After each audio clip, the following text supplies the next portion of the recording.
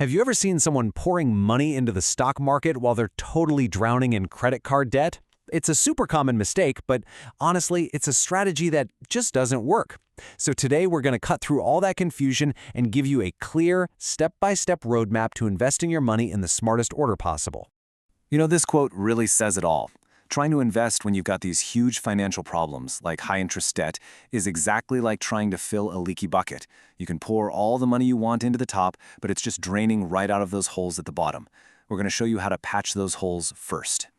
And look, getting this sequence wrong isn't some small oopsie. It has huge consequences. It can literally cost you thousands, and it can set your financial goals back by years. But here's the good news. Getting it right is actually way simpler than you probably think. So here's our game plan for today. First, we'll look at why this order is so critical. Then, we'll walk through 4 essential steps: building that solid foundation, grabbing a guaranteed return, yes, I said guaranteed, then maximizing your tax advantages, and finally, reaching what I like to call the investor's final frontier. Okay, so first up, why does the order of operations matter so much? Well, it's kind of like building a house, right? You would never start with the roof. You've got to build on a solid foundation. Let's just look at the cold, hard math for a second. The average credit card right now is charging over 22% interest. That's a guaranteed negative 22% return every single year. Trying to beat that with an average stock market return of, let's say, 7%, well, you can see it's a losing battle. You're fighting a massive headwind. But flip that around. Every single dollar you use to pay down that 22% debt is like earning a guaranteed 22% return. You can't find that anywhere else. All right, let's dive into step 1, building that financial foundation.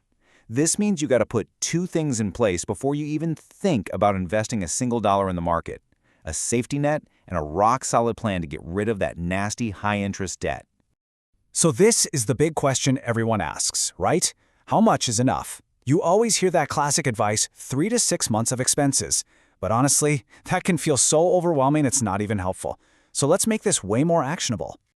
Here is a much better way to approach it. First, just focus on saving your first $1,000.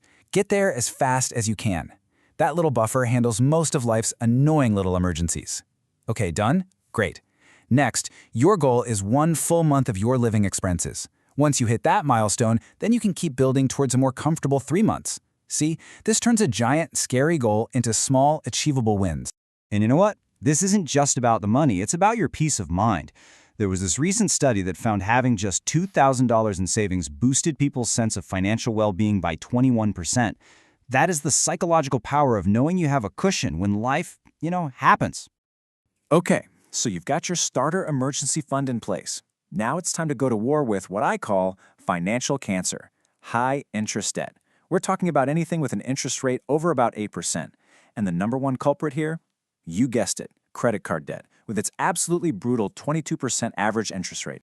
Now, there are 2 popular ways to attack this debt. You've got the debt snowball method, where you pay off the smallest debts first to get those quick psychological wins. It feels good. But then there's the debt avalanche. That's where you target the debt with the highest interest rate first.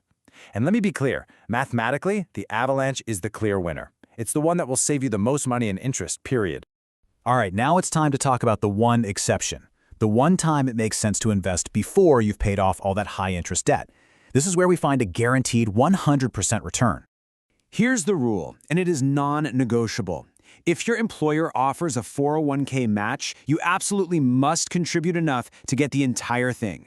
Yes, even if you're still paying off your credit cards, you have to do this. So why is this so critical? Come on, it's free money. An employer match is an immediate, guaranteed 50% or even 100% return on your investment. There is no other investment on planet Earth that can promise you that. Passing this up is literally like telling your boss, "No thanks, I don't want that raise." So your foundation is built? You've secured that free money from your boss? Now, my friend, we enter the tax-free zone. This is where we shelter our money from taxes so it can grow way, way faster. So, right after you've contributed enough to get your full 401k match, your very next dollar should probably go into an IRA, an individual retirement account. Why here instead of putting more into your 401k? Well, it's simple. IRAs almost always give you way more investment choices and have lower fees. And trust me, those lower fees can save you tens of thousands of dollars over your lifetime. Now, you're going to face a choice, traditional or Roth. And look, it all boils down to one simple question. Do you want to pay your taxes now, or do you want to pay them later? With a traditional account, you get a tax break today. With a Roth, you pay the taxes now, but then all your withdrawals in retirement are 100% tax-free. For most young people, who are probably in their lowest earning years, the Roth is usually the way to go. Okay, next up is probably the most underrated, most powerful investment account in America, the Health Savings Account, or HSA. This thing is the Swiss Army knife of investing because it has a triple tax advantage. Check this out. Your contributions are tax deductible. The money grows completely tax-free, and any withdrawals you make for medical costs are also tax-free. It's the only account in existence that does all three of those things. And the long-term power of this is just staggering.